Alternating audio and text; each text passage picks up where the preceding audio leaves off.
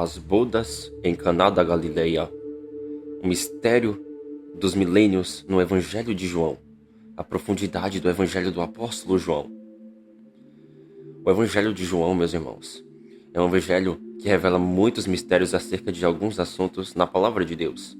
Dentre os 4 evangelhos, Marcos, Lucas, Mateus e João, o evangelho mais profundo é o Evangelho de João. Obviamente que, para compreender o Evangelho de João, é necessário ter os 3 evangelhos em mente, porque eles são importantes e profundos também, mas o Evangelho de João é o mais profundo. Este estudo está abordando algo que o Evangelho do Apóstolo João nos traz. Porquanto, no capítulo 1 e 2 de João, você pode encontrar uma revelação a respeito dos milênios, da criação. O próprio Espírito de Cristo, que estava inspirando o apóstolo João, fez contagem de tempo dos milênios no Evangelho de João. O Evangelho inicia-se falando a respeito do primeiro milênio e vai até o 7º milênio da criação. E isso é do capítulo 1, juntamente do capítulo 2 do Evangelho de João. Temos que ver com atenção o que o Espírito de Cristo inspirou o apóstolo João a escrever, pois João começa falando a respeito de dias e de coisas que acontecem nestes dias. Mas isso está apontando para os milênios da criação e para o que acontece nos milênios da criação. No capítulo 4 de João é mostrado a história de João conversando com a mulher samaritana, e essa conversa é muito profunda e cheia de revelações. O capítulo 4 não somente irá falar a respeito desta conversa, mas também a respeito de milênios e também da própria besta de Apocalipse de capítulo 17. Essa besta ela tem 7 cabeças, e isso é bastante interessante. O Evangelho de João é muito profundo. Para você compreender melhor esse estudo, você terá que entender o mistério do Evangelho, que é o assunto das 2 casas de Israel, as 7 festas de Deus e os milênios da criação. Assuntos esses que foram abordados no canal. Se você tiver dúvidas, procure entender esses assuntos aqui no canal, pois é de importância você compreender determinados assuntos. Ainda existe mais coisas para se falar a respeito do Evangelho de João, pois é muito profundo. É tão profundo que o diabo odeia este Evangelho e o ataca, porque o diabo sabe que existem muitos mistérios neste Evangelho, que revela as grandes e admiráveis obras do Todo-Poderoso, os justos e verdadeiros caminhos do Rei das Nações. O Senhor, ele tem um nome glorioso, e ele será temível entre as nações e glorificado entre as nações, pois ele é santo, e por isso todas as nações virão e adorarão diante do Senhor. Desde a antiguidade, o Evangelho de João começou a ser chamado de engano, porquanto o diabo não quer que o povo de Deus tenha acesso às revelações do Pai no Evangelho. Mesmo nos dias de hoje, meus irmãos, existem pessoas que negam o Evangelho de João, chamam o Evangelho de João de porco e imundo, mas essas pessoas estão desviadas da verdade. Elas deram lugar ao diabo, e o pai da mentira se fez manifesto entre essas pessoas. E dentre essas pessoas se encontra o herege chamado Romilson Ferreira, pois ele afirma que o Evangelho de João é porco e imundo, mas o fim dele será conforme as suas obras. O diabo trabalha para que as pessoas rejeitem o Evangelho de João, porque Satanás não quer que o povo tenha as revelações de Deus. E isso é verdade, pois no livro do profeta Daniel, onde se encontram profecias profundas do Pai, revela que por 21 dias o diabo batalhou nos lugares celestiais contra o anjo, para que este anjo não enviasse revelações do fim para Daniel. Porém, Daniel perseverou no jejum, e o anjo conseguiu vir à terra para falar a mensagem para o profeta Daniel. E por isso, temos que buscar as revelações do Pai Eterno. No Evangelho de João, no capítulo 1, do versículo 1 ao 5, nos diz o seguinte: No princípio era o Verbo, e o Verbo estava com Deus, e o Verbo era Deus. Ele estava no princípio com Deus. Todas as coisas foram feitas por intermédio dele, e sem ele nada do que foi feito se fez. A vida estava nele, e a vida era a luz dos homens. A luz resplandece nas trevas, e as trevas não prevaleceram contra ela.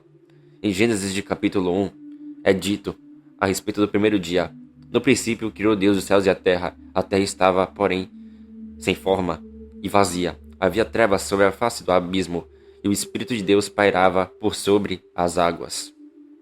Disse Deus: haja luz, e houve luz. E viu Deus que a luz era boa, e fez separação entre a luz e as trevas.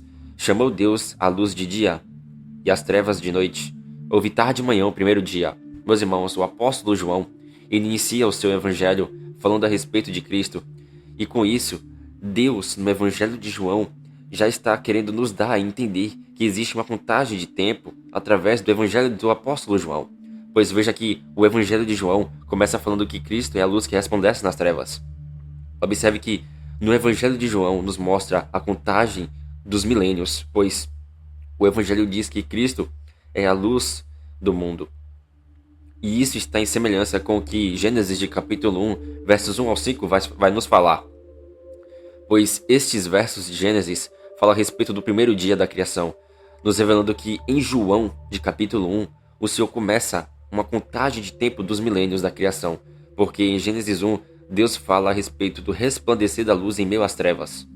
E por isso, o Senhor, querendo nos dar revelações profundas, ele diz, no capítulo 1 de João, que Cristo é a luz que resplandece nas trevas, nos mostrando que, em João, o Senhor criou uma contagem de tempo e se inicia no primeiro milênio, que vai até o sétimo milênio. E esse sétimo milênio está relacionado com as bodas de Caná, de João de capítulo 2. Meus irmãos, em Gênesis, a gente vê ali que Deus anunciou o fim desde o princípio. Aqueles dias da criação vai apontar para 7.000 anos. E eu falei do canal aqui a respeito destes 7 milênios. Contudo, no Evangelho de João, você vai ter mais revelações a respeito dos 7.000 anos, meus irmãos. E por esse motivo, o Evangelho de João ele começa de uma maneira diferente dos outros evangelhos, porque ali vai nos mostrar uma contagem de milênios. Antes de Deus criar o mundo, a terra estava sem forma, vazia, e havia trevas sobre a face do abismo. No entanto, isso está apontando para algumas coisas, porquanto o abismo são mares, e isso está apontando para povos, línguas, tribos e nações. E todas elas se encontram em trevas, porque o diabo se tornou o príncipe deste mundo. Ele se tornou o príncipe da potestade do ar, o espírito que atua nos filhos da desobediência, mostrando que o mundo se encontra no maligno. Contudo, Deus disse, haja luz. Quando Deus disse, haja luz, isso está apontando para a primeira vinda do Filho dele, pois Jesus é a luz que resplandece nas trevas. Tenham em mente o seguinte, embora o Evangelho de João comece falando do primeiro milênio, Jesus não veio em carne no primeiro milênio, mas sim no quarto milênio. Todavia, o primeiro dia não somente fala da criação do mundo por intermédio de Cristo no primeiro milênio, mas também fala a respeito do ministério de Jesus no quarto milênio da criação. O Evangelho de João ele é apresentado daquela forma porque Deus quer nos dar uma revelação de contagem de milênios para o seu povo. E por esta causa, o Evangelho de João começa falando a respeito de Cristo, falando a respeito do princípio, e ele vai chegar ali até o sétimo milênio, nos trazendo mais e mais revelações. Em 2 Coríntios de capítulo 4, o apóstolo Paulo ele nos diz, mas se o nosso evangelho ainda está encoberto, é para os que se perdem que está encoberto, nos quais o Deus desse século cegou o entendimento dos incrédulos para que lhes não resplandeça a luz do evangelho da glória de Cristo, o qual é a imagem de Deus. Porque não nos pregamos a nós mesmos, mas a Cristo como Senhor e a nós mesmos como vossos servos, por amor de Jesus. Porque Deus que disse, das trevas resplandecerá a luz, Ele mesmo resplandeceu em nosso coração, para a iluminação do conhecimento da glória de Deus na face de Cristo. O apóstolo Paulo, compreendendo que em Gênesis está anunciando o Evangelho, ele disse que, embora o Deus deste século, que é Satanás, tenha cegado os incrédulos, o Deus Pai que disse, das trevas resplandecerá a luz, o próprio Filho brilhou para os seguidores de Cristo. Ele brilhou neste mundo, e isso nos revela que a luz que resplandece nas trevas em Gênesis está apontando para o Senhor Jesus resplandecendo na sua primeira vinda nas trevas deste mundo. Em Isaías de capítulo 9, o profeta Isaías diz, mas para a terra que estava aflita não continuará a obscuridade. Deus nos primeiros tempos tornou desprezível a terra de Zebulon e a terra de Naphtali, mas nos últimos dias tornará glorioso o caminho do mar, além do Jordão, Galileia dos gentios. O povo que andava em trevas viu grande luz, e aos que viviam na sombra da região da morte, brilhou para eles a luz. O profeta Isaías, inspirado pelo Espírito Santo, ele diz que o povo que estava em trevas viu grande luz, e aos que viviam na sombra da região da morte, brilhou a luz para eles. Essa luz fala a respeito de Cristo, meus irmãos. Cristo que resplandece nas trevas onde os povos se encontram. E por isso que João começa o seu evangelho falando do princípio, pois isso está ligado com Gênesis, mostrando que existe uma contagem de tempo do Gênesis capítulo 1 que se liga com João de capítulo 1. O apóstolo Paulo, em Colossenses, no capítulo 1, dos versos 13 ao 20, ele vai nos dizer o seguinte: Deus nos libertou do império das trevas e nos transportou para o reino do Filho do seu amor, no qual temos a redenção, o perdão dos pecados. Este é a imagem do Deus invisível, o primogênito de toda a criação, pois nele foram criadas todas as coisas nos céus e sobre a terra, as visíveis e as invisíveis, sejam tronos, sejam soberanias, quer principados, quer potestades. Tudo foi criado por meio dele e para ele. Ele é antes de todas as coisas. Nele tudo subsiste. Ele é a cabeça do corpo, da igreja. Ele é o princípio, o primogênito de entre os mortos, para que, em todas as coisas, ele tenha a primazia. Porque aprove a Deus que, nele, habitasse toda a plenitude e que, havendo feito a paz pelo sangue da sua cruz, por meio dele, reconciliasse consigo mesmo todas as coisas, quer sobre a terra, quer nos céus. O apóstolo Paulo disse que Jesus é o princípio. Mas como assim Jesus é o princípio? Jesus, ele é o principal, pois por meio de Cristo todas as coisas vieram à existência. O apóstolo Paulo diz que, por intermédio de Cristo, é que existe a reconciliação de todas as coisas nos céus e na terra. Mas por que é necessário essa reconciliação? Essa reconciliação é necessária pois ocorreu o afastamento de todas as coisas em Cristo Jesus, porquanto no céu ocorreu rebeliões de anjos, mas na terra ocorreu o pecado do homem, e por isso ocorreu essa desunião de todas as coisas em Jesus. Porém Deus enviou Jesus. Essa luz que é Cristo, ele veio no meio de densas trevas dos séculos do mundo, e essa luz se fez menor do que Deus, para que, mediante a sua morte de cruz, Deus restaurasse todas as coisas em Cristo, que é a luz do mundo, com uma glória maior. As bodas, meus irmãos, de Caná, no capítulo 2 de João, é uma figura que aponta para as bodas de Cristo com a igreja de Deus. Nas bodas de Caná, não se é dito os nomes do noivo e da noiva, mas essas bodas de Caná está prefigurando o reino de Deus na terra com foco em Cristo e na igreja. O livro de Gênesis diz que Deus criou o mundo em 6 dias, mas no 7º Deus descansou de toda a obra que fizera. Não que Deus precisasse de descanso, mas que Deus, na realidade do 7º dia, que é o 7º milênio, trará o seu descanso sobre toda a terra e as bodas do Cordeiro, porquanto é no 7º milênio que Cristo e a igreja celebrarão a festa de seu casamento. Os 7 dias da criação, eles estão apontando para 7 milênios da criação, e isso está incutido no capítulo 1 e 2 do Evangelho de João. O escritor de Hebreus, meus irmãos, no capítulo 4, falando a respeito do descanso do Senhor, ele vai dizer o seguinte: temamos, portanto, que, sendo nos deixada a promessa de entrar no descanso de Deus, suceda parecer que algum de vós tenha falhado. Porque também a nós foram anunciadas boas novas, como se deu com eles, os pais, os israelitas. Mas a palavra que ouviram não lhes aproveitou, visto não ter sido acompanhada pela fé naqueles que a ouviram. Nós, porém, que cremos, entramos no descanso, conforme Deus tem dito: assim jurei na minha ira, não entrarão no meu descanso, embora certamente as obras estivessem concluídas desde a fundação do mundo. Porque em certo lugar, assim disse, no tocante ao 7º dia, e descansou Deus no 7º dia de toda a sua obra que fez. E novamente no mesmo lugar foi dito: não entrarão no meu descanso. Visto, portanto, que resta entrarem alguns dele nesse descanso, e que por causa da desobediência não entraram aqueles aos quais anteriormente foram anunciadas boas novas, de novo determina certo dia hoje, falando por Davi, muito tempo depois, segundo antes fora declarado: se hoje ouvirdes a sua voz, não endureçais o vosso coração. Ora, se Josué houvesse lhes dado descanso, não falaria posteriormente a respeito de outro dia, portanto resta um descanso para o povo de Deus. Para entendermos João capítulo 1 e 2, meus irmãos, é necessário irmos em Hebreus para compreendermos melhor esses capítulos a respeito daquilo que o Senhor falou, a respeito do seu descanso. Já aqui no canal, meus irmãos, já abordei o assunto a respeito do descanso do Pai. Se vocês quiserem, vocês podem olhar aqui no canal o estudo a respeito do descanso do Senhor, do 7º dia, que está apontando para o 7º milênio. O livro de Hebreus nos diz no verso 8 que alguém poderia cogitar usar Josué para dizer que Deus deu descanso ao seu povo. Mas o escritor de Hebreus, meus irmãos, ele diz que o salmista, inspirado pelo Espírito do Senhor, revela que resta um descanso para o povo de Deus. Resumindo, O escritor de Hebreus, no capítulo 4, ele diz que o povo não entrou no descanso de Deus, por causa que faltou fé neles, porquanto eles não ouviram a voz do Senhor. A voz de Deus são os 10 mandamentos. Mas após muito tempo, o Senhor, por intermédio do profeta Davi, diz que se hoje vocês ouvirem a voz do Senhor, que são os 10 mandamentos, e não endurecer o coração, vocês entrarão no descanso de Deus.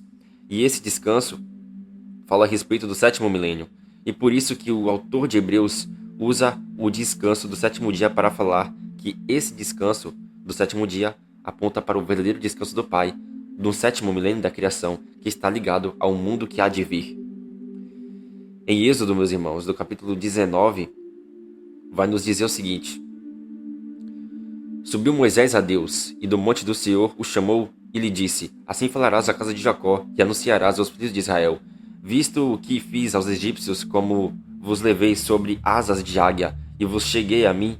Agora, pois, se diligentemente ouvir a minha voz, e guardardes a minha aliança, então sereis a minha propriedade peculiar dentre todos os povos, porque toda a terra é minha. Vós me sereis reino de sacerdotes, e nação santa, São estas as palavras que falarás aos filhos de Israel, Moisés.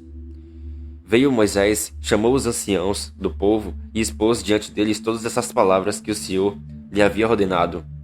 Então o povo respondeu a uma, e disse: Tudo o que o Senhor falou, faremos. Moisés relatou ao Senhor as palavras do povo.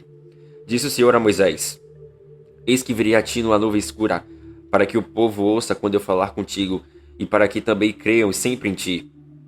Porque Moisés tinha anunciado as palavras do seu povo ao Senhor. Disse também o Senhor a Moisés: Vai ao povo e purifica-o, hoje e amanhã. Lavem eles as suas vestes e estejam prontos para o 3º dia, porque no 3º dia o Senhor, à vista de todo o povo, descerá sobre o monte Sinai.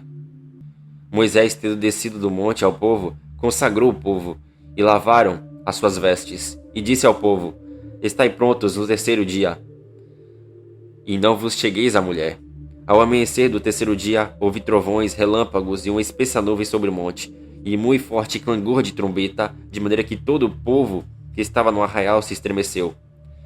Meus irmãos, neste livro de Êxodo, capítulo 19, está cheio de coisas profundas, meus irmãos, e para entendermos isso, temos que ir lá em Apocalipse de capítulo 12, onde vai nos trazer acréscimo de revelação, que diz o seguinte: Viu-se grande sinal do céu, a saber, uma mulher vestida do sol, com a lua debaixo dos pés, e uma coroa de 12 estrelas na cabeça, que, achando-se grávida, grita com dores de parto, sofrendo tormentos para dar à luz. O livro de Êxodo, do capítulo 19, relata o casamento no Monte Sinai, que o Senhor fez com o povo do Israel da antiga aliança. Mas o Apocalipse, de capítulo 12, revela uma mulher vestida do sol, com a lua debaixo dos seus pés. A lua representa a antiga aliança feita no Monte Sinai. Contudo, o sol representa a nova aliança em Jesus Cristo, e aquela mulher representa a igreja do Senhor. Em Oséias, meus irmãos, de capítulo 6, Efraim e Judá vai estar falando uns com os outros, e vai dizer o seguinte: Vinde e tornemos para o Senhor, porque ele nos despedaçou e nos sarará, fez a ferida e a ligará, depois de 2 dias nos dará vida, e ao 3º dia nos ressuscitará, nos levantará, e viveremos diante dele. Conheçamos e prossigamos em conhecer ao Senhor, porque como o amanhecer a sua vinda é certa. Ele descerá sobre nós como chuva serôdia que rega a terra. Irmãos, veja bem, o povo de Israel na antiga aliança, ele teve que se purificar por 2 dias. Entretanto, somente ao 3º dia, o Senhor desceu à vista de todo o povo de Israel. E ele desceu como? O Senhor desceu com clangor de trombeta, trovões, relâmpagos e uma nuvem espessa. E isso está apontando para coisas futuras, meus irmãos, pois o profeta Oséias, olhando esse profeta numa profundidade de camada de revelação, você vai ver que fala a respeito da ressurreição da igreja, meus irmãos, porque no contexto ali de Oséias, ele fala que Efraim e Judá estará falando isso. Contudo, ali numa revelação do mistério, nos diz que Efraim representa os gentios que têm fé em Cristo, enquanto Judá representa os judeus que têm fé em Cristo. Ou seja, realmente fala a respeito da igreja ali. O profeta Oséias diz que a igreja ressuscitará ao 3º dia. E olhando isso, numa camada mais profunda, isso vai falar a respeito do 7º milênio da criação. Sabendo que Cristo, meus irmãos, ele veio no 4º milênio, na sua primeira vinda, é necessário que ele, Jesus, fique no céu por 2 dias, ou seja, por 2000 anos, para que ao 3º dia, que vai falar ali a respeito do sétimo milênio, ele desça dos céus. E como ele virá, Jesus descerá dos céus com cangouro de trombeta, trovões e relâmpagos e sobre as nuvens dos céus. E por isso que o profeta Isaías diz que depois de 2 dias, Deus ressuscitará o seu povo. Porque no sétimo milênio, que é o dia do Senhor, será estabelecido o reino do nosso Senhor Jesus Cristo sobre toda a terra. Veja que o povo, ele teve que se preparar ali na antiga aliança por 2 dias para que eles ao terceiro dia se encontrassem com o Senhor. E isso está apontando para coisas futuras, meus irmãos, porque nós temos que nos preparar por 2000 anos para que a gente se encontre com o noivo no sétimo milênio, que fala a respeito do terceiro dia ali. E Cristo, ele vai descer dos céus com poder e glória, com cangouro de trombeta e trovões sobre as nuvens dos céus. É algo que é lindo, meus irmãos, e isso está sendo revelado pelos profetas. Sabemos, meus irmãos, que, de fato, Jesus ele ressuscitou ao terceiro dia literalmente. Mas tem uma outra revelação de Oséias, meus irmãos, uma outra camada mais profunda, que está apontando para a futura ressurreição da carne da igreja no terceiro dia, que equivale ali ao sétimo milênio. Em Josué, de capítulo 1, dos versos 10 ao 13, nos diz o seguinte: Então deu ordem Josué aos príncipes do povo, dizendo: Passai pelo meio do arraial, e ordenai ao povo, dizendo: Provede-vos de comida, porque dentro de 3 dias passareis este Jordão, para que entreis na terra que vos dá o Senhor vosso Deus, para possuirdes. Falou Josué aos Rubenitas e aos Gaditas e à meia tribo de Manassés, dizendo: Lembrai-vos do que vos ordenou Moisés, servo do Senhor, dizendo: O Senhor vosso Deus vos concede descanso e vos dá esta terra. O livro de Josué, meus irmãos, fala que ao terceiro dia o povo de Israel entrou na terra de Canaã, pois Deus é aquele que dá descanso para o seu povo. Mas isso está apontando para coisas futuras, meus irmãos, porque a figura de Josué aponta para Cristo. O povo de Israel aponta para o Israel espiritual. A entrada do povo de Israel no terceiro dia na terra de Canaã aponta para Jesus e a igreja herdando os reinos deste mundo no sétimo milênio, que é o dia do Senhor. Em Oséias capítulo 6, a gente vê ali que Cristo está sendo profetizado ali, porque ele ressuscitou ao terceiro dia juntamente com o seu povo. Mas a igreja ela não ressuscitou literalmente ainda. E ela vai ressuscitar literalmente no sétimo milênio, quando Jesus voltar com poder e grande glória. E uma outra revelação, meus irmãos, do livro da lei, porque a gente sabe que o livro da lei de Moisés é sombra que aponta para coisas futuras. O livro de Números vai dizer o seguinte, no capítulo 19, nos versos 12 e 19 ao 21. Ao terceiro dia e ao sétimo dia se purificará com esta água, e será limpo. Mas, se ao terceiro dia e ao sétimo dia não se purificar, não será limpo. O limpo aspergirá sobre o imundo ao terceiro dia e ao sétimo dia. Purificá-lo-á ao sétimo dia, e aquele que era imundo lavará suas vestes e se banhará na água, e à tarde será limpo.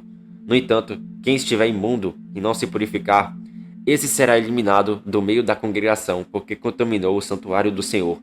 Água purificadora sobre ele não foi aspergida, é imundo. Isto lhe será por estatuto perpétuo. E o que aspergir a água purificadora lavará as suas vestes, e o que tocar a água purificadora será imundo até a tarde. No livro de Números, do capítulo 19, relata que ocorreu na antiga aliança a purificação da carne, pois isso tinha que ser cumprido pelo povo de Israel, porquanto isso era lei na antiga aliança, e isso ocorria ao terceiro dia e no sétimo dia. Contudo, sabendo que a lei tem a sombra das coisas futuras e não a imagem exata delas, isso nos mostra que a lei está apontando para a realidade da nova aliança. A purificação ao terceiro dia, meus irmãos, aponta para a ressurreição de Cristo ao terceiro dia, purificando a igreja pela lavagem da palavra. Mas a purificação do sétimo dia ali aponta para a glorificação da igreja no sétimo milênio, pois a igreja receberá a purificação de pecados definitivamente na volta de Jesus. Vamos para João de capítulo 1 ainda, meus irmãos, do verso 29 ao 43, que vai nos dizer o seguinte: No dia seguinte viu João a Jesus que vinha para ele, e disse: Eis o Cordeiro de Deus que tira o pecado do mundo. É este a favor de quem eu disse: Após mim vem um varão que tem a primazia, porque já existia antes de mim.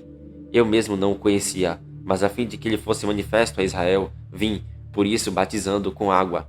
E João testemunhou, dizendo: Vi o Espírito descer do céu como pomba e pousar sobre ele. Eu não conhecia ele. Aquele, porém, que me enviou a batizar com água me disse: Aquele sobre quem vires descer e pousar o Espírito, esse é o que batiza com o Espírito Santo. Pois eu, de fato, vi e tenho testificado que ele é o Filho de Deus. No dia seguinte estava João outra vez na companhia de 2 dos seus discípulos, e vendo passar Jesus, disse: Eis o Cordeiro de Deus. Os 2 discípulos, ouvindo-o dizer isto, seguiram Jesus. E Jesus, voltando-se e vendo que o seguiam, disse-lhes: Que buscais? Disseram-lhe: Rabi, que quer dizer mestre, onde assistes? Respondeu-lhes: Vinde e vede. Foram, pois, e viram onde Jesus estava morando, e ficaram com ele aquele dia, sendo mais ou menos a hora 10ª. Era André, o irmão de Simão, Pedro, um dos que tinham ouvido o testemunho de João e seguido Jesus.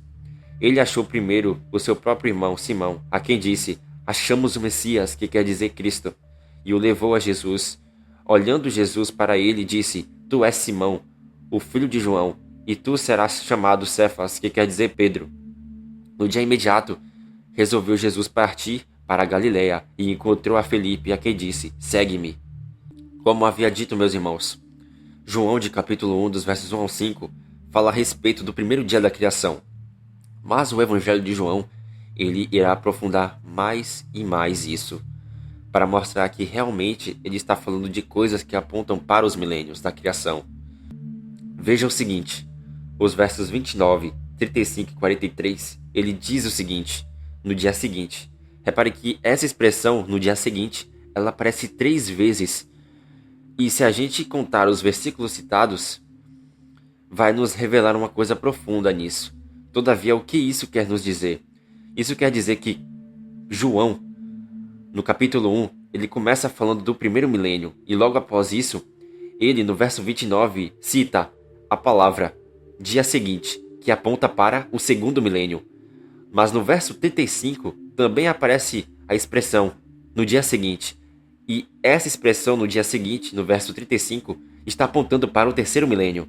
Entretanto, após isso, no verso 43, é dito a expressão no dia imediato, que está apontando para o quarto milênio da criação, nos revelando que realmente existe uma contagem de tempo que o apóstolo João, inspirado pelo Espírito de Jesus, diz. Em João, de capítulo 1, meus irmãos, do verso 43 ao 51, olha que interessante que vai aparecer aqui pra gente. Falando a respeito do quarto dia, e vai falar assim: no dia imediato, resolveu Jesus partir para a Galiléia e encontrou a Felipe, a quem disse: Segue-me. Ora, Felipe era de Betsaida, cidade de André e de Pedro. Felipe encontrou a Natanael e disse-lhe: Achamos aquele de quem Moisés escreveu e a quem se referiram os profetas, Jesus o Nazareno, filho de José. Perguntou-lhe Natanael: De Nazaré pode sair alguma coisa boa? Respondeu-lhe Felipe: Vem e vê. Jesus viu Natanael aproximar-se e disse a seu respeito: Eis o verdadeiro israelita em quem não há dolo. Respondeu-lhe Natanael: De onde me conheces? Respondeu-lhe Jesus: Antes de Filipe te chamar, eu te vi, quando estavas debaixo da figueira. Então exclamou Natanael: Mestre, tu és o Filho de Deus, tu és o Rei de Israel. Ao que Jesus lhe respondeu: Por que te disse que te vi debaixo da figueira, crês? Pois verá maiores coisas do que estas. E acrescentou: em verdade vos digo que vereis o céu aberto e os anjos de Deus subindo e descendo sobre o Filho do Homem. Meus irmãos, o Evangelho de João relata que no quarto dia, Jesus disse que eles, Natanael e Filipe, irão ver o céu aberto e os anjos de Deus descendo e subindo sobre o próprio Cristo. Observe que esta fala de Jesus, no verso 51, se encontra no quarto dia, meus irmãos. E para entendermos isso, meus irmãos, olha que profundo que é este texto de João, meus irmãos. Temos que ir lá em Gênesis de capítulo 48, onde Jacó vai ter o sonho da escada. E em Gênesis vai dizer o seguinte: Partiu Jacó de Berseba e seguiu para Harã. Tendo chegado a certo lugar, ali passou a noite, pois já era sol posto. Tomou uma das pedras do lugar, fê-la seu travesseiro e se deitou ali mesmo para dormir. E sonhou: eis posta na terra uma escada cujo topo atingia ao céu, e os anjos de Deus subiam e desciam por ela. Meus irmãos, olha que profundo. Quando o Senhor Jesus disse que os seus discípulos iriam ver anjos subindo e descendo sobre ele, isso quer dizer que Jesus estava pensando em Gênesis capítulo 48. Em Gênesis capítulo 48, no sonho de Jacó, é mostrada a escada que aparece neste sonho. Esta escada, ela se refere a Jesus Cristo. Então temos a revelação de que a escada de Jacó é Jesus. E sobre essa escada desce anjos do céu e sobe anjos para o céu. Olhando numa revelação profunda, a gente vê que passou-se ali 4 dias, correto? Correto. Mas agora vamos para João de capítulo 2, que vai ficar mais e mais profundo ainda, meus irmãos. Em João de capítulo 2, no versículo 1, vai dizer o seguinte: 3 dias depois, houve um casamento em Caná da Galileia, achando-se ali a mãe de Jesus. O apóstolo João ele inicia o seu evangelho no primeiro capítulo, abordando o primeiro dia da criação, mostrando que as trevas repousam sobre os homens, mas Cristo, que é a luz, é a vida que resplandeceu para os homens. E isso nos revela que os homens estão mortos em ofensas e em pecados. No entanto, Cristo resplandeceu para os homens. Logo após falar do primeiro milênio, João fala de 3 dias e escreve que no 4º dia, Jesus fala sobre a escada. A escada é o próprio Cristo, meus irmãos. Os anjos descendo e subindo sobre essa escada vai se referir também, meus irmãos, ao ministério dos anjos que trabalham a favor dos eleitos de Deus. Porque o autor de Hebreus, ele diz que os anjos trabalham a favor da igreja de Cristo. Após isso, no capítulo 2 de João, é mostrado que João fala a respeito do 3º dia, que está apontando para o 7º milênio da criação. Sabendo que Jesus, meus irmãos, veio no 4º milênio e que é necessário que o céu o receba por 2000 anos, para que no 7º milênio ele venha. Então, o casamento que é mostrado no 3º dia ali, no Evangelho de João, no capítulo 2, está apontando para o casamento de Cristo com a igreja no 7º milênio. E no 7º milênio, essa escada continua ligando os céus e a terra, pois no 7º milênio, meus irmãos, a igreja glorificada, ela irá subir ao céu e irá descer do céu, por intermédio da escada que é Cristo. A igreja estará ministrando no céu e na terra, porquanto a igreja glorificada será como os anjos de Deus. Iremos também subir e descer sobre o Filho do Homem, trabalhando a favor das nações que restarem no milênio. O capítulo 2 de João revela que, após os 6 dias, no 7º dia, que é o 3º dia, ocorre um casamento em Caná da Galileia. Mas alguém pode perguntar dizendo: se o texto de João, capítulo 2, fala que é depois dos 3 dias que ocorreu o casamento, como é que no 3º dia sucede o casamento? A resposta para essa pergunta é que, no original do grego, está escrito a palavra grega tritos, que se refere a terceiro, e remera, que se refere a dia, que se escreve, tudo junto, ao 3º dia, e não depois de 3 dias. A palavra ali, meus irmãos, onde está escrito depois de 3 dias ocorreu as bodas em Canaã, quando fala a respeito de depois de 3 dias, está errado, pois a palavra depois não aparece naquele contexto.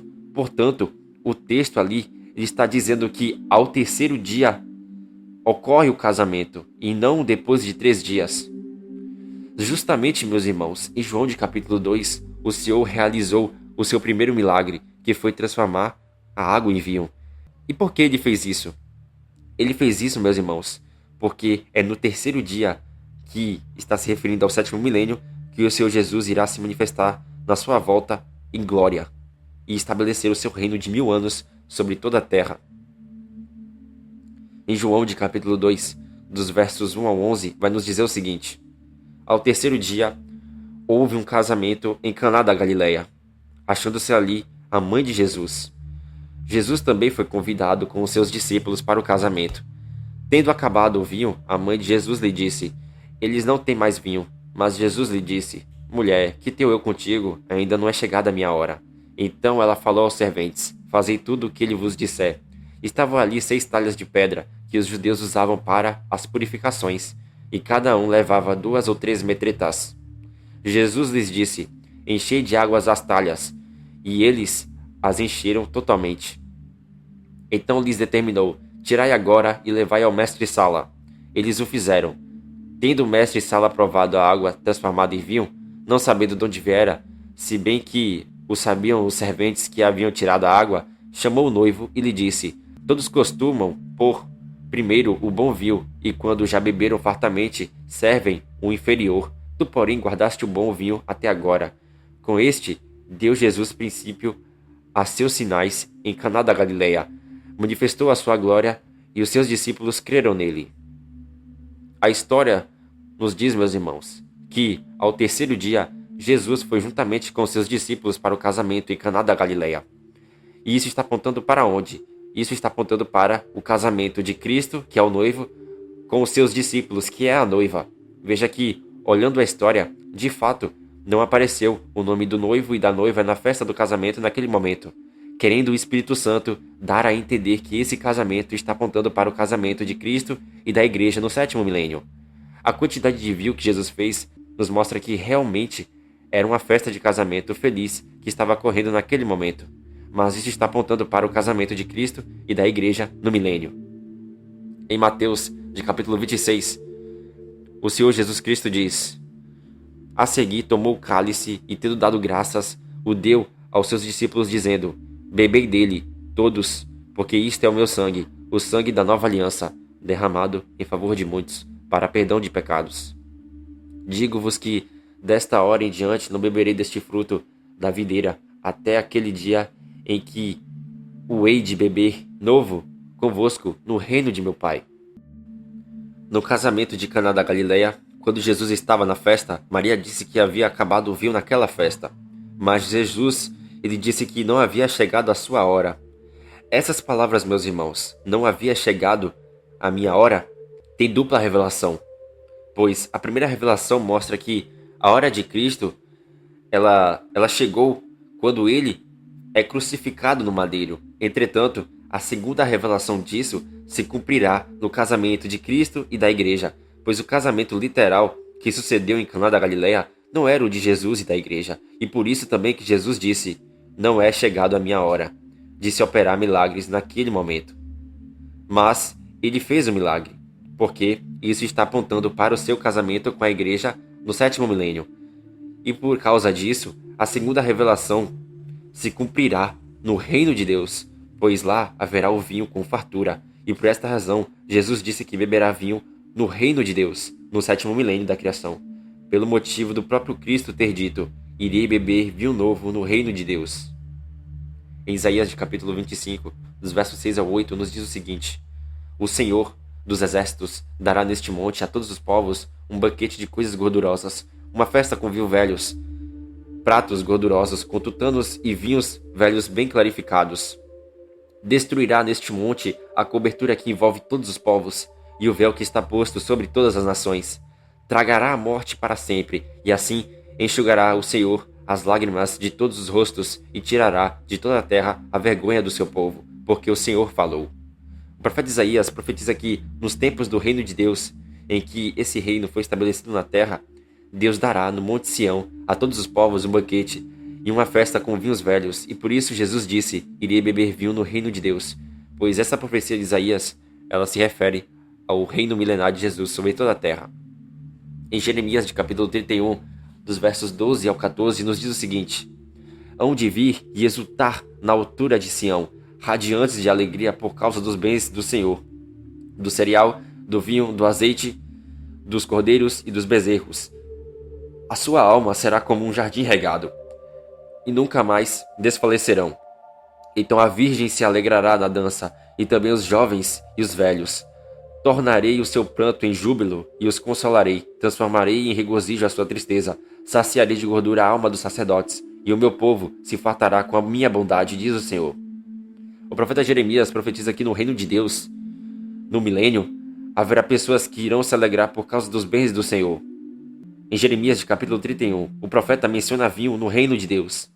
Nesta festa, a alma dos sacerdotes ali, que vão se fartar, Estes sacerdotes se refere aos sacerdotes da linhagem de Zadok no milênio, como profetiza Ezequiel dos capítulos 40 ao 48.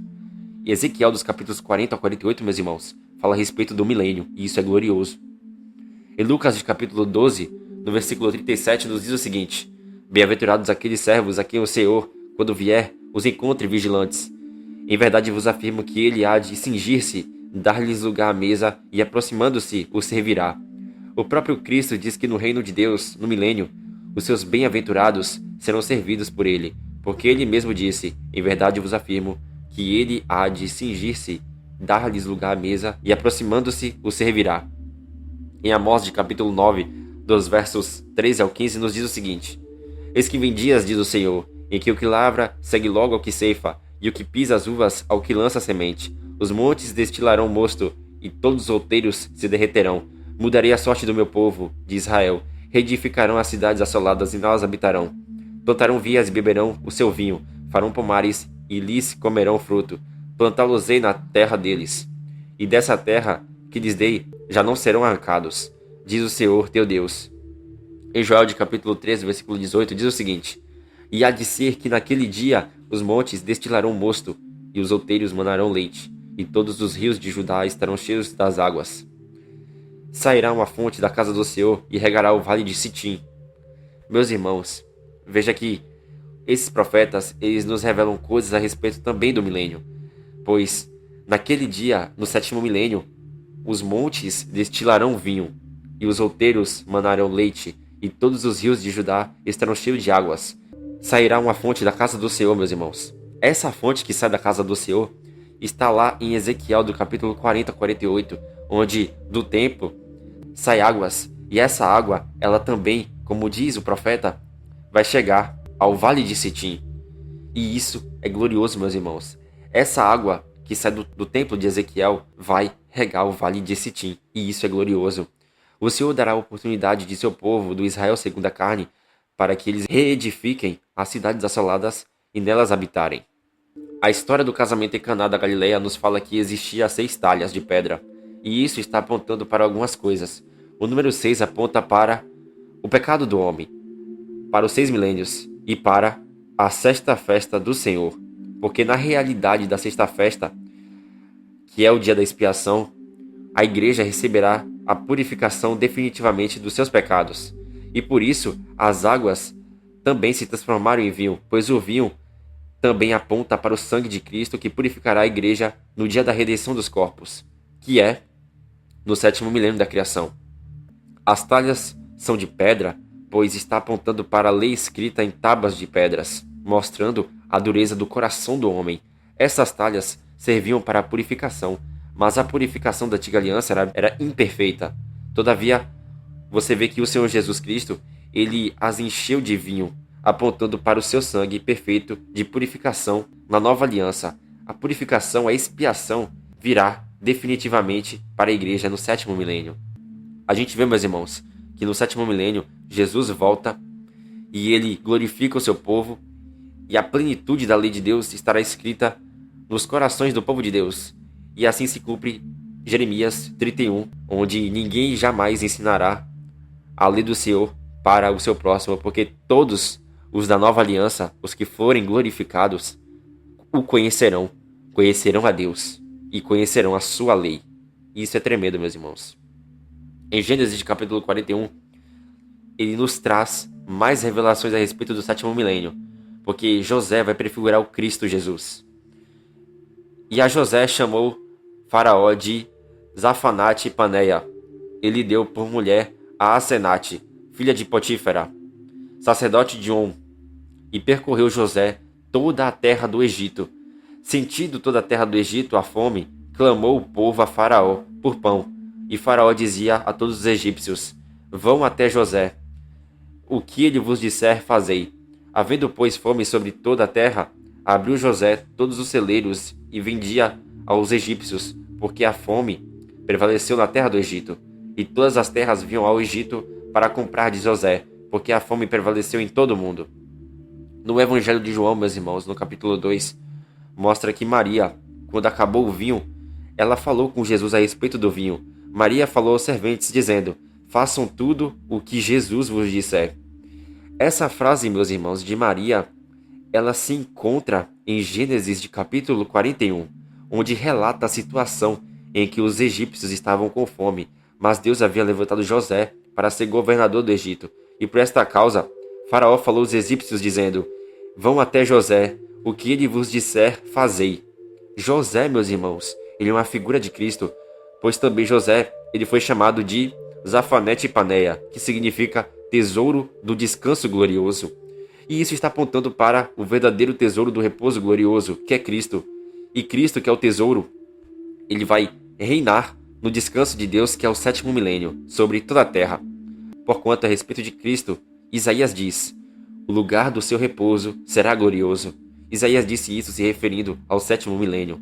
O repouso que o profeta diz é o descanso do 7º milênio da criação. Assim como José saciou a fome dos egípcios no Egito, assim também Jesus, que é o reino de Deus, saciará a fome das nações no mundo no 7º milênio. E o mundo, meus irmãos, pela palavra de Deus, ele é comparado ao Egito. Isso é bem interessante. Em Isaías, meus irmãos, no capítulo 8, o profeta Isaías diz o seguinte: ao Senhor dos Exércitos, a ele santificai, seja ele o vosso temor, seja ele o vosso espanto. Ele vos será santuário, mas será pedra de tropeço e rocha de ofensa às 2 casas de Israel, laço e armadilha aos moradores de Jerusalém. Muitos dentre eles tropeçarão, cairão, serão quebrantados, enlaçados e presos. Resguardo o testemunho, sela ali no coração dos meus discípulos. Esperarei no Senhor, que esconde o seu rosto da casa de Jacó, e a ele aguardarei. Eis-me aqui, e os filhos que o Senhor me deu, para sinais e maravilhas em Israel, da parte do Senhor dos Exércitos, que habita no Monte Sião. A lei e ao testemunho, se eles não falarem desta maneira, jamais verão amanhecer. Passarão pela terra duramente, oprimidos e famintos, e será que, quando tiverem fome, enfurecendo-se, amaldiçoarão ao seu rei e ao seu Deus, olhando para cima. Olharão para a terra, e eis aí angústia, escuridão e sombras de ansiedade, e serão lançados para densas trevas. Olha que interessante, meus irmãos, essa profecia de Isaías. O profeta Isaías, meus irmãos, no capítulo 8, dos versos 20 ao 22, ele fala a respeito da apostasia das 2 casas de Israel. Mas no capítulo 9 do livro de Isaías, fala que Jesus, ele resplandece para a Galiléia dos gentios nos últimos dias. O Evangelho de Mateus fala do cumprimento dessa profecia. Mateus diz que Jesus resplandeceu para os que estavam naquelas regiões. Ele anunciou o reino de Deus e o arrependimento. Em João, de capítulo 4, meus irmãos, a gente vê algo bem interessante a respeito da história da mulher samaritana. Pois a gente vê que o apóstolo João, ele vai aprofundar mais e mais na revelação. Veja o que ele diz no capítulo 4. Quando, pois, o Senhor veio a saber que os fariseus tinham ouvido dizer que ele, Jesus, fazia e batizava mais discípulos que João, se bem que Jesus mesmo não batizava, e sim os seus discípulos, deixou a Judéia, retirando-se outra vez para a Galiléia, e era ali necessário atravessar a província de Samaria. Passados 2 dias, partiu dali para a Galiléia, porque o mesmo Jesus testemunhou que um profeta não tem honras na sua própria terra. Assim, quando chegou a Galiléia, os galileus o receberam, porque viram todas as coisas que ele fizera em Jerusalém, por ocasião da festa a qual eles também tinham comparecido. Dirigiu-se de novo a Caná da Galiléia, onde da água fizera vinho. Ora, havia um oficial do rei, cujo filho estava doente em Cafarnaum. Esta parte do Evangelho de João, no capítulo 4, que eu citei aqui, os versos 1 ao 4 e versos 43 ao 46, é bem interessante. E veja que o Evangelho de João, no capítulo 4, nos relata o que ocorrera quando Jesus se apresentou para a mulher samaritana. O capítulo 4 de João está cheio de revelações, porquanto a mulher samaritana, ela vai estar representando a casa de Israel, os gentios. Na história vai aparecer uma menção às 7 cabeças da besta do Apocalipse e é mostrado 2 dias proféticos. Tenham em mente o seguinte, meus irmãos. Israel, de 12 tribos, ela foi dividido em 2 casas de Israel. Em casa de Judá, 2 tribos, que é representado pela casa de Judá, pela tribo de Judá. Todavia, a casa de Israel é 10 tribos, que é representado pela tribo de Efraim. Todavia, a casa de Israel foi rejeitada e foram lançados nas nações. E isso sucedeu por conta da rebeldia da casa de Israel. Mas a capital de Efraim, meus irmãos, a casa de Israel, que são 10 tribos, havia se tornado Samaria, como é dito em Isaías de capítulo 7. E por isso, no tempo de Jesus, os samaritanos são os gentios da linhagem sanguínea, literalmente, da casa de Israel, das 10 tribos. Mas havia divisão entre os judeus e os samaritanos desde a antiguidade. Contudo, Jesus veio para unir essas duas casas, casa de Israel, os gentios, e casa de Judá, os judeus. Mas eu quero que vocês entendam o seguinte: de fato, meus irmãos, existem pessoas da linhagem sanguínea da casa de Israel, das 10 tribos, que são filhos literais de Jacó. E muitos desses vieram a crer em Jesus. Entretanto, existe um outro tipo de gentios que não são da linhagem de Jacó, mas que vieram a fazer parte da casa de Israel, da nova aliança. E por que isso aconteceu? Isso acontece, meus irmãos, porque a promessa de se tornar filho de Deus não é por linhagem sanguínea, mas é pela fé, somente pela fé em Jesus Cristo. E por isso que os gentios que não são da linhagem sanguínea de Jacó e os gentios que são da linhagem sanguínea de Jacó podem fazer parte da casa de Israel, das 10 tribos, da nova aliança. Porquanto não é por carne e sangue que você se torna participante da nova aliança, mas é pela fé em Jesus Cristo que todos os gentios, sem distinção, têm a oportunidade de fazer parte da casa de Israel, 10 tribos, da nova aliança em Jesus Cristo. Pela fé no Filho de Deus. Os gentios, que são da linhagem de Jacó, mas que rejeitaram a pregação de Jesus, eles não fazem parte da casa de Israel, da nova aliança, porquanto não tiveram fé em Jesus. Embora eles sejam descendentes da casa do Israel de 10 tribos, segundo a carne, eles não são da nova aliança. E por isso o apóstolo Paulo, em Romanos capítulo 9, disse: os filhos de Deus não são propriamente os da carne, mas devem ser considerados como descendência os filhos da promessa. Fiz essa explicação, meus irmãos, porquanto não havia falado muito sobre os samaritanos. Eu quero que vocês compreendam melhor isso, para que vocês entendam o que o apóstolo João diz e não entrem em doutrinas de homens. Mas agora, meus irmãos, a gente vai entrar na história da mulher samaritana do Evangelho de João, no capítulo 4. E o Evangelho de João vai dizer o seguinte: nisto veio uma mulher samaritana tirar água. Disse-lhe Jesus: dá-me de beber, pois seus discípulos tinham ido à cidade para comprar alimentos. Então lhe disse a mulher samaritana: como tu, sendo judeu, pedes de beber a mim, que sou mulher samaritana? Porque os judeus não se dão bem com os samaritanos. Replicou-lhe Jesus: se conheceras o dom de Deus, e quem é o que te pede, dá-me de beber, tu lhe pedirias, e ele te daria água viva. Respondeu-lhe ela: Senhor, tu não tens com que tirar, e o poço é fundo. Onde, pois, tens a água da vida? És tu, porventura, maior do que Jacó, o nosso pai, que nos deu o poço, do qual ele mesmo bebeu, e bem assim os seus filhos e seu gado? Afirmou-lhe Jesus: que beber desta água tornará a ter sede. Aquele, porém, que beber da água que eu lhe der, nunca mais terá sede. Pelo contrário, a água que eu lhe der será nele uma fonte de jorrar para a vida eterna. Disse-lhe a mulher: Senhor, dá-me dessa água para que eu não mais tenha sede, nem precise vir aqui buscá-la. Disse Jesus: vai, chama teu marido e vem cá. Ao que lhe respondeu a mulher: não tenho marido. Replicou-lhe Jesus: bem disseste, não tenho marido. Porque 5 maridos já tiveste, e esse que agora tens não é teu marido. Isto disseste com verdade. Senhor, disse-lhe a mulher: vejo que tu és profeta. Nossos pais adoravam neste monte. Vós, entretanto, dizeis que em Jerusalém é o lugar onde se deve adorar. Disse-lhe Jesus: mulher, podes crer-me que a hora vem, quando nem neste monte, nem em Jerusalém adorareis o Pai. Vós adorais o que não conheceis, nós adoramos o que conhecemos, porque a salvação vem dos judeus. Mas vem a hora, e já chegou, em que os verdadeiros adoradores adorarão o Pai em espírito e em verdade, porque são estes que o Pai procura para seus adoradores. Deus é espírito, e importa que os seus adoradores o adorem em espírito e em verdade. Eu sei, respondeu a mulher, que há de vir o Messias, chamado Cristo. Quando ele vier, ele nos anunciará todas as coisas. Disse-lhe Jesus: Eu o sou, eu que falo contigo. Neste ponto chegaram os seus discípulos e se admiraram de que estivesse falando com a mulher. Todavia, nenhum lhe disse: Que perguntas? Ou por que falas com ela? Quanto à mulher, deixou o seu cântaro, foi à cidade e disse àqueles homens: Vinde comigo e vede um homem que me disse tudo o que tenho feito.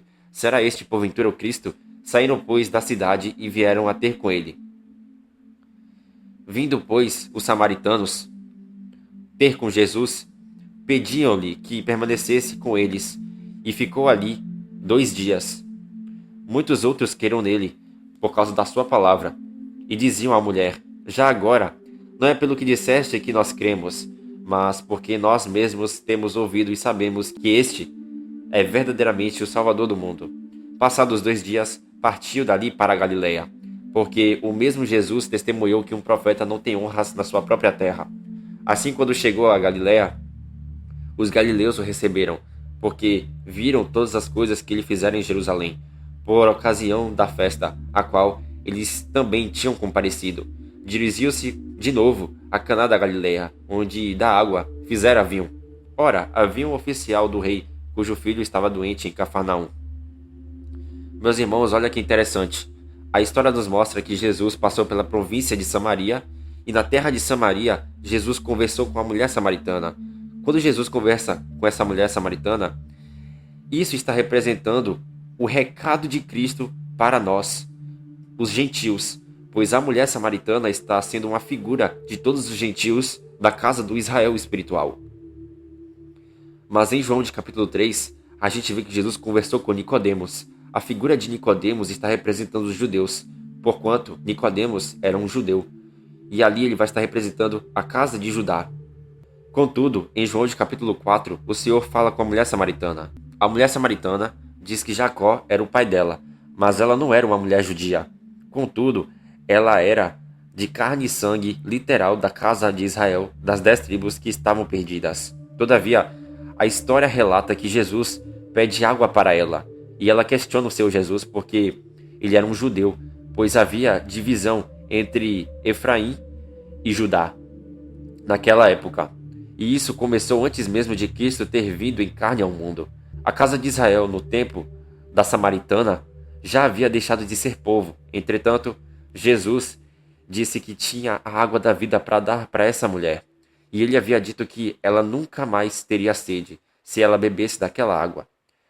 E isso, meus irmãos, só é possível na glorificação dos corpos, porque a vida eterna será dada na volta de Cristo aos seus eleitos. Entretanto, o mestre diz para ela chamar o marido dela. Ela responde que não tem marido. Não obstante, o que Jesus Cristo disse para ela? Jesus disse: Bem disseste, não tenho marido, porque 5 maridos já tiveste. E esse que agora tens não é teu marido. Jesus disse que ela teve 5 maridos, meus irmãos. E esse que ela tinha não era o marido dela. Mas na revelação do texto, quem era o 7º marido dessa samaritana? Na revelação do mistério, meus irmãos, quando essa mulher se convertesse ao Senhor Jesus, o 7º marido dela seria o próprio Jesus, e não aqueles 6 homens. E por isso, Cristo é o marido espiritual dela e nosso. Samaria, meus irmãos, havia se tornado a capital de Efraim. A casa de Israel, ela havia sido rejeitada, mas ela está sendo restaurada espiritualmente pelo Senhor Jesus. A casa de Israel na nova aliança são todos os gentios que têm fé em Jesus, não por genealogia, mas pela fé no Filho de Deus. E por isso aquela mulher samaritana está nos representando a casa do Israel espiritual, como já havia explicado. E para entendermos essa história, meus irmãos, a gente vê ali que ela tinha 5 maridos, mas só que ela tinha mais um ali. Aparece um outro homem na história, formando 6. Contudo, Jesus disse que esse 6º marido não era o marido dela. E o interessante é que, para entendermos melhor essa expressão que Jesus fala na história, a gente tem que entender o seguinte: se a gente está nos aprofundando nessa história, a gente tem que entender aquilo que esse texto está nos dizendo. Vamos em 2 Reis, de capítulo 17, onde vai nos trazer uma revelação profunda do que aconteceu com a casa de Israel. Então o rei da Síria mandou dizer: Levai para lá um dos sacerdotes que de lá trouxestes, que ele vá e lá habite e lhes ensine a maneira de servir o Deus da terra. Foi, pois, um dos sacerdotes que haviam levado de Samaria e habitou em Betel, e lhes ensinavam como deviam temer o Senhor. Porém, cada nação fez ainda os seus próprios deuses nas cidades em que habitavam, e os puseram nos altos santuários que os samaritanos tinham feito. Os de Babilônia fizeram Sucote e Benote. Os de Cuta fizeram Nergal. Os de Ramate fizeram Azima. Os aveus fizeram Nibás e Tartaque. E os Serfavaitas queimavam seus filhos a Adrameleque e a Anameleque, deuses de Sefarvaim. E Isaías, meus irmãos, vai nos dizer que, no seu capítulo 7, que a capital de Efraim seria Samaria, e o cabeça de Samaria, o filho de Remalias. A gente vê que o rei da Síria, meus irmãos, ele levou cativo a casa de Israel, as 10 tribos, e os tirou da terra de Israel, e os levou para as nações, porque a casa de Israel havia adorado outros ídolos, havia adorado outros deuses.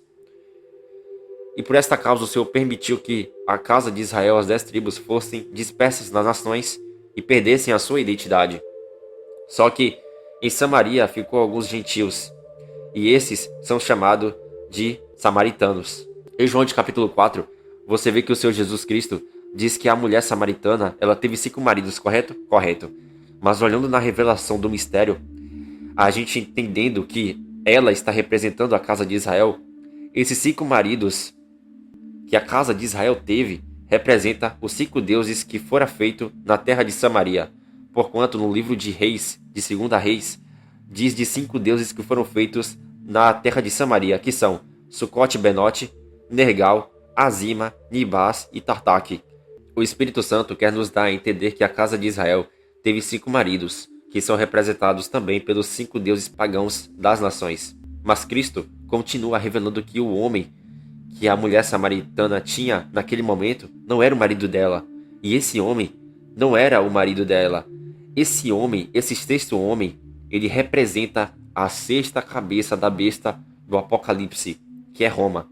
Pois Roma, naquele tempo da mulher samaritana, estava dominando tanto os judeus, casa de Judá, como a casa de Israel, os gentios. E por isso que as cabeças da besta aparecem na história da mulher samaritana. Deus está querendo nos dizer que as 5 cabeças da besta, que são o Egito, a Síria, a Babilônia, Império Medo-Persa e Grécia, que formam 5 maridos, não são os maridos da casa de Israel. Nem a 6ª cabeça da besta é o marido da casa de Israel. Mas quem é o marido da casa de Israel, meus irmãos? O marido da casa de Israel é aquele que estava falando com a mulher samaritana, Jesus. Este é o verdadeiro marido dela. Nós temos um único marido, que é Jesus, meus irmãos, e não as nações das cabeças da besta. Pois Jesus é o 7º marido que conduzirá o seu povo para a vida eterna no 7º milênio, onde nós não sentiremos mais sede nem fome, para que assim nós tenhamos alegria na festa do casamento do Cordeiro. A gente vê ali, meus irmãos, que a mulher samaritana, ela representa a casa de Israel, que fala também a respeito de nós. Mas só que a gente vê que a casa de Israel, ela teve 5 maridos. E esses 5 maridos estão prefigurados nas 5 cabeças da besta de Apocalipse. Mas só que ela tinha ali um 6º homem. E esse 6º homem vai prefigurar ali Roma, que é a 6ª cabeça do Apocalipse. Contudo, Jesus Cristo disse que essa 6ª cabeça, não é o marido dela, porque o verdadeiro marido dela é o Senhor Jesus Cristo, que é o 7º marido dela. Mas tem uma outra revelação ali profunda, meus irmãos, porque se nós, meus irmãos, os gentios da casa do Israel espiritual, rejeitarmos Jesus como nosso 7º marido, nós iremos nos casar com a 7ª cabeça da besta, do Apocalipse de capítulo 17, que vai falar a respeito dos 10 chifres, que está relacionado ali ao tempo do fim. E isso é tremendo, meus irmãos. A gente vê ali, meus irmãos, no Evangelho de João, no capítulo 4, nos relatando que Jesus ficou 2 dias com os gentios de Samaria.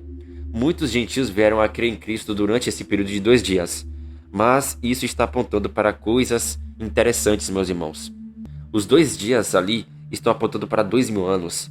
Os gentios de Samaria crendo em Jesus durante o tempo de 2 dias está apontando para os gentios crendo em Cristo no tempo de 2000 anos, para que ao terceiro dia, que vai estar falando do sétimo milênio, ele venha e se encontre com a sua noiva santa e sem mácula. Se durante os 2 dias, 2000 anos, os gentios fiéis permanecerem em aliança com Cristo, eles se casarão com o seu verdadeiro marido, que é Cristo. Mas se os gentios abandonarem a fé em Jesus durante esses 2000 anos, eles se casarão com a besta do Apocalipse, cuja sétima cabeça terá os 10 reis e o anticristo será o 8º rei. E por isso que não devemos ser rebeldes ao que o Senhor Deus disse por intermédio de Davi. Hoje, se vocês ouvirem a sua voz, não endureçais o vosso coração como em Meribá, como no dia de Massá, no deserto, quando vossos pais me tentaram pondo-me à prova, não obstante terem visto as minhas obras. Durante 40 anos estive desgostado com essa geração, e disse, é povo de coração transviado, não conhece os meus caminhos, por isso jurei na minha ira, não entrarão no meu descanso. Portanto, meus irmãos, nós temos que dar ouvido à voz de Deus, para nos casarmos com o verdadeiro sétimo marido, que é Cristo. Mas aqueles que não ouvirem a voz do Pai, esses se casarão com a sétima cabeça da besta do Apocalipse. Os apóstatas que ficarem ao lado da besta no tempo do fim, eles se casarão com a sétima cabeça da besta e não com o verdadeiro marido, que é Cristo. Observe que a história conta que após Jesus ter ficado 2 dias com os samaritanos, ele retorna para a Galileia. E o texto diz que esse era o local onde Cristo havia feito o milagre do vinho. Mas isso está apontando para o quê? Isso está nos querendo dizer, meus irmãos, que depois que os 2000 anos passarem, Jesus, o sétimo marido verdadeiro nosso, voltará e levará a sua noiva para o casamento do terceiro dia, que é o sétimo milênio. Porquanto, somente após os 2 dias, após os 2000 anos, é que o marido leva a sua noiva para o casamento no reino de seu Pai, que é sobre toda a terra. Jesus, ele não se casará somente com a casa de Israel, da nova aliança, que são os gentios que têm fé nele, mas também ele se casará com a casa de Judá, que são os judeus que creem em Cristo. Pois, quando Jesus voltar ao terceiro dia, que está falando ali do sétimo milênio, as 2 casas de Israel serão literalmente restauradas. E isso é glorioso, meus irmãos. Isso é tremendo. Meus irmãos, em João de capítulo 4, vai abordar um assunto muito interessante, meus irmãos, a respeito da ceifa e dos ceifeiros. Olha que interessante, que vai aparecer ali no meio da história da mulher samaritana. E vai nos falar o seguinte: nesse íntere, os discípulos lhe rogavam, dizendo, Mestre, come. Mas ele disse, uma comida tenho para comer, que vós não conheceis. Diziam então os discípulos uns aos outros, ter-lhe-ia, porventura, alguém trazido o que comer? Disse-lhes Jesus, a minha comida consiste em fazer a vontade daquele que me enviou e realizar a sua obra. Não dizeis vós que ainda há 4 meses até a ceifa? Eu, porém, vos digo, erguei os olhos e vede os campos, pois já branquejam para a ceifa. O ceifeiro recebe desde já a recompensa e administra o seu fruto para a vida eterna. E de Sarte se alegram tanto o semeador como o ceifeiro, pois, no caso, é verdadeiro o ditado, um é o semeador e outro é o ceifeiro. Eu vos enviei para ceifar o que não semeastes, outros trabalharam, e vós entrastes no seu trabalho. Muitos samaritanos daquela cidade creram em Jesus, em virtude do testemunho da mulher que anunciara, e me disse tudo quanto tenho feito. Meus irmãos, reparem o seguinte. Veja aqui, entre o verso 28 e 29 ao 29 e o verso 39 em diante, existe uma outra história que aparece nos versos 31 ao 38 de João de capítulo 4. E isso não está aí sem motivo, pois Jesus disse algo relacionado sobre a ceifa e o ceifeiro. Mas a revelação disto é que na passagem dos 2000 anos, dos 2 dias, é onde ocorre a pregação do evangelho para as nações, onde os enviados, os pregadores, iriam e estão pescando pessoas para o reino de Deus, para que essas pessoas elas entrem no terceiro dia, no sétimo milênio, e se casem com o Rei Jesus. Ainda existe mais mistérios no evangelho de João, meus irmãos. Existem mais segredos que o Senhor deixou neste evangelho, e esses mistérios têm que ser anunciados e defendidos pelo povo de Deus. E isso é tremendo, meus irmãos. porque a gente vê ali em João que começa falando do primeiro milênio, só que o Evangelho de João, no capítulo 1, ali quando encerra o capítulo 1, vai falar a respeito do quarto dia, que está apontando para o quarto milênio, sobre a escada de Jacó, que representa ali Cristo, e Cristo, no quarto milênio, ele ligou os céus com a terra, fazendo com que os anjos trabalhem a favor dos filhos de Deus, para que os filhos de Deus venham a ser salvos. E a gente vê ali no Evangelho de João, de capítulo 2, que no terceiro dia, que vai estar falando ali do sétimo milênio, ocorre o casamento, as bodas de Caná, que vai estar apontando para as bodas de Cristo e a igreja no sétimo milênio, onde vai haver vinho e vai haver a festa do casamento de Jesus e da sua igreja. E isso é bem interessante, meus irmãos. Só que o interessante é que na história da mulher samaritana aparecem 6 homens, e esses 6 homens vai apontar para 6 cabeças da besta do Apocalipse. E Jesus, ele fala para essa mulher, que representa os gentios que têm fé nele, ele diz que o verdadeiro marido dela é o próprio Jesus. O verdadeiro marido espiritual dela é Jesus. Porque se Jesus é o marido espiritual dela, ele também é o nosso marido, porque ela faz parte do corpo de Cristo. Então, meus irmãos, o nosso marido verdadeiro é Cristo. Contudo, meus irmãos, muitos gentios, no tempo do fim, vão abandonar a fé em Jesus Cristo e vão seguir a 7ª cabeça da besta, onde tem os 10 chifres que apontam para os 10 reis do tempo do fim. E eles se casarão com a 7ª cabeça da besta do Apocalipse e não se casarão com Cristo. Mas aquele que perseverar até o fim, esse casará com o 7º marido verdadeiro, que é Jesus. Isso é o que o Evangelho de João nos diz.